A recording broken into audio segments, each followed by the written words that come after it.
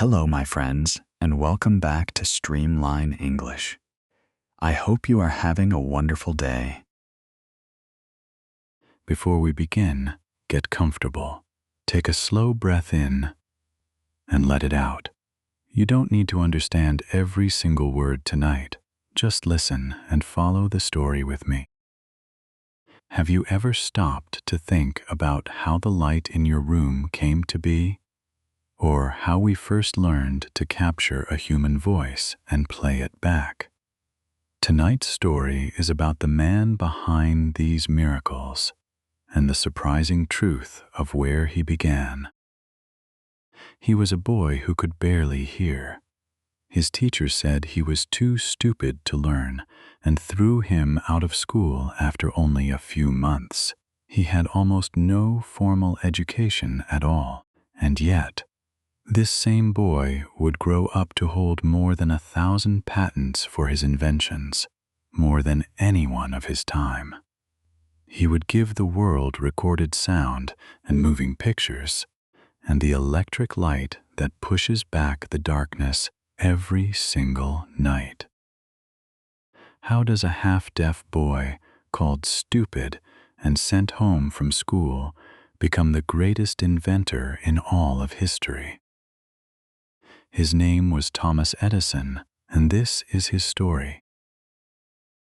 If you enjoy learning English through true stories like this, please subscribe to Streamline English. It really helps our little channel grow. Thank you, my friend. It was the winter of 1847 in a small town in the United States. A baby boy was born, the youngest of many children. His family called him Thomas, but most people called him Al. From the very start, little Al was different. He was endlessly, restlessly curious. He wanted to know how everything worked, and he would not stop asking questions. Why is the sky blue? Why does fire burn? How do birds fly? Question after question after question. He did not just ask, he experimented.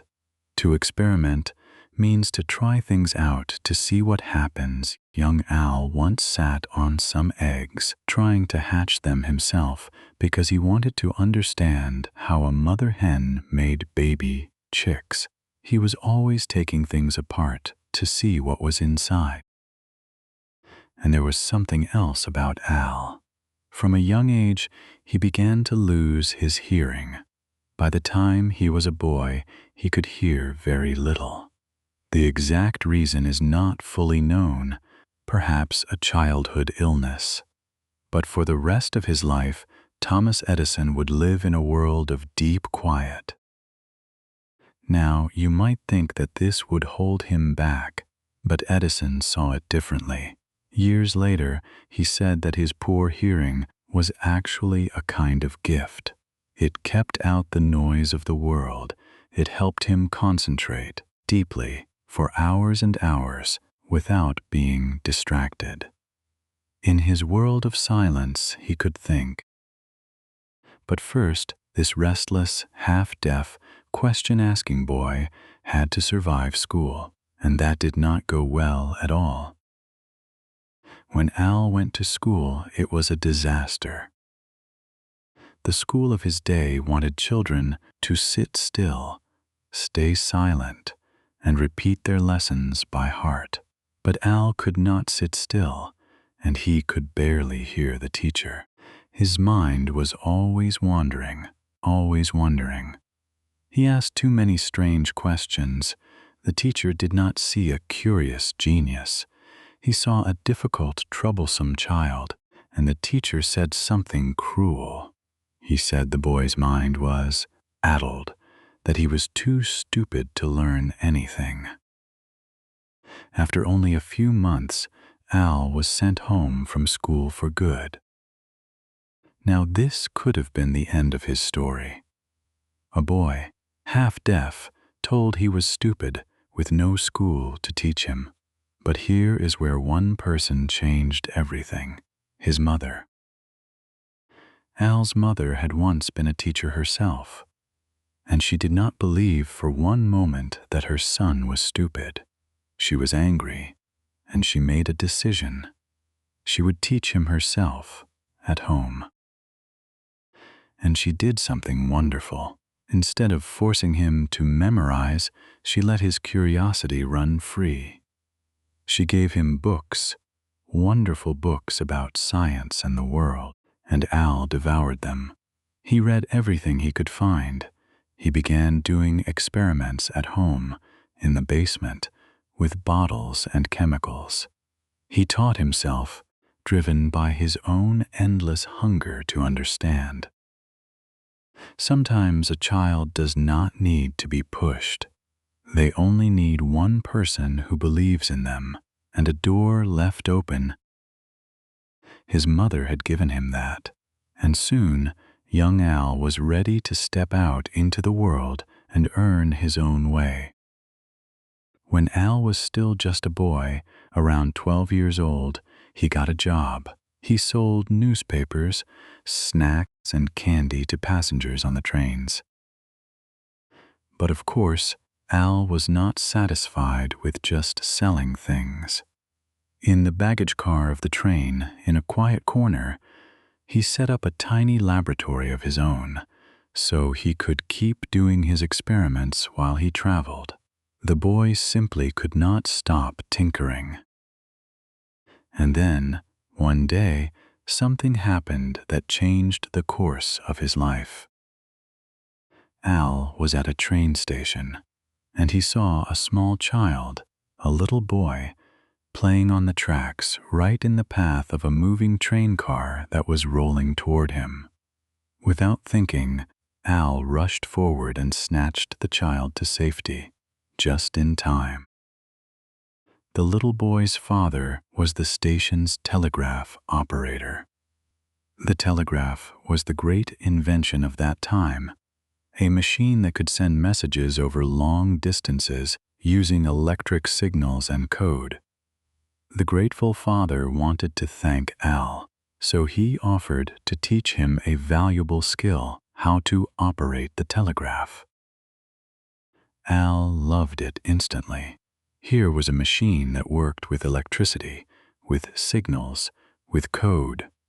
Exactly the kind of thing his mind adored.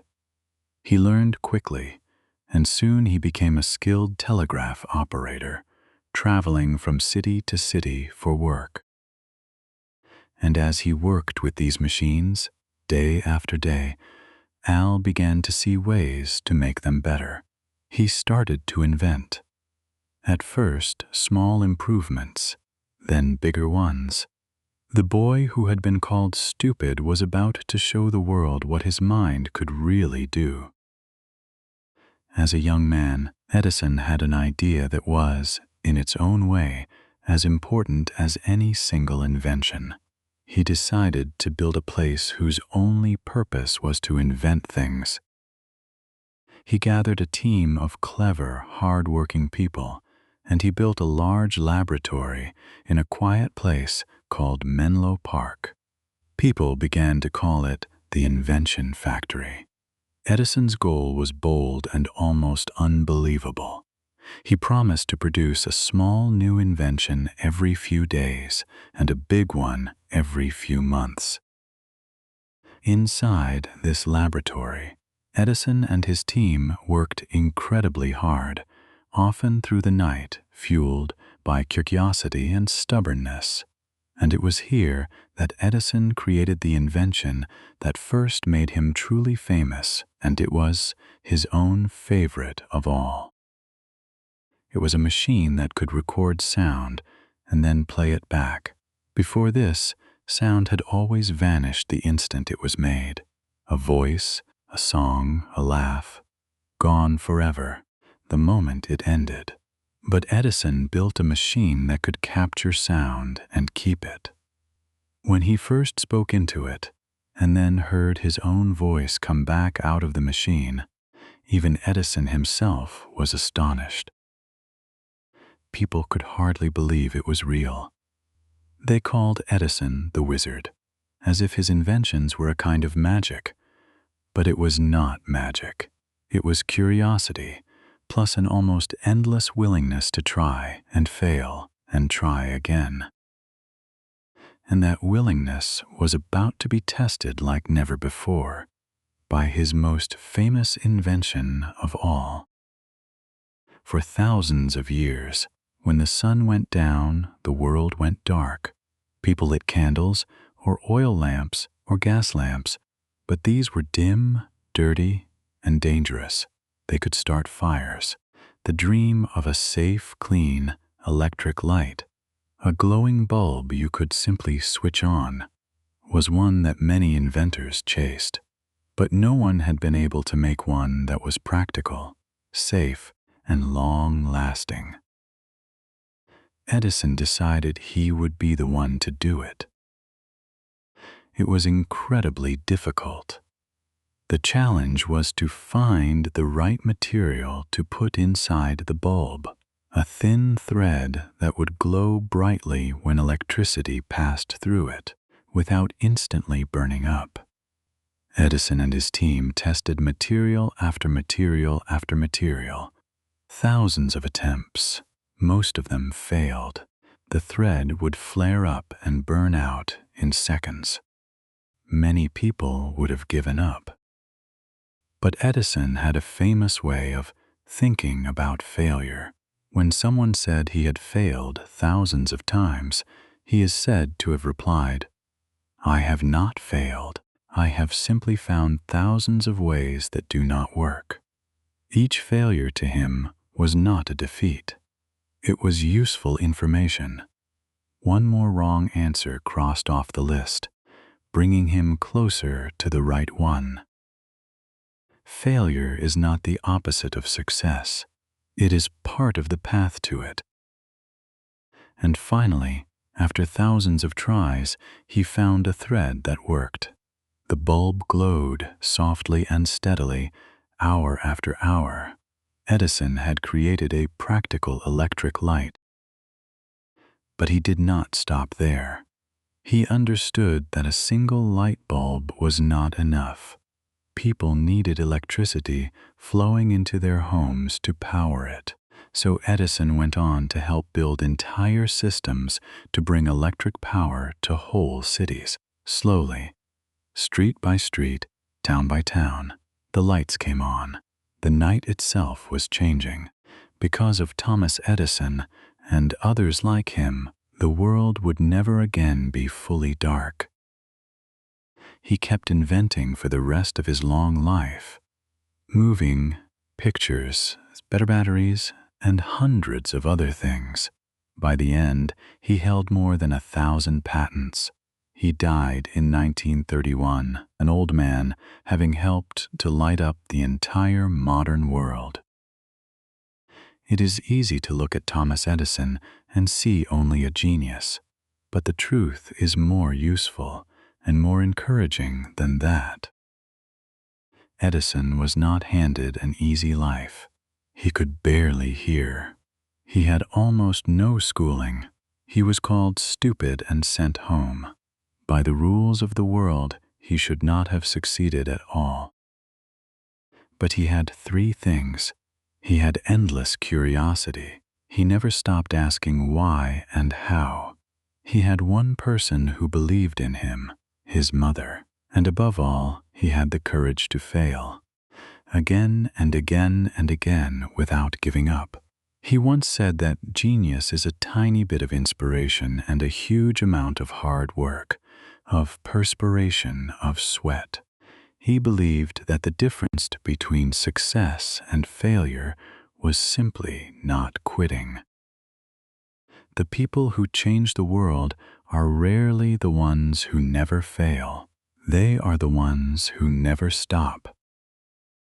So tonight, why do I tell you this story?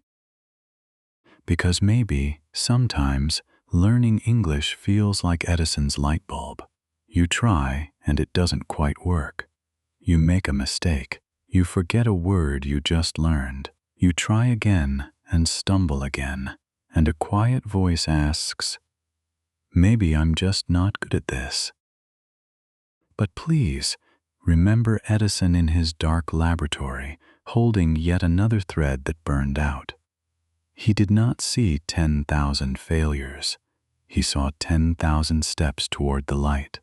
And every single mistake you make in English is exactly the same.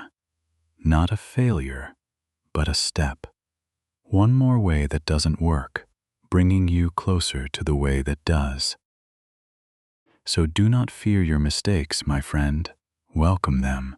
Each one is lighting your way. Keep trying. Your light is coming on, even now. If this story inspired you, please give it a like and subscribe to Streamline English. It truly helps us grow. And tell me in the comments, where in the world are you watching from? I love to see how far these stories travel. Until next time, my friend, keep trying, keep glowing, and have a wonderful day.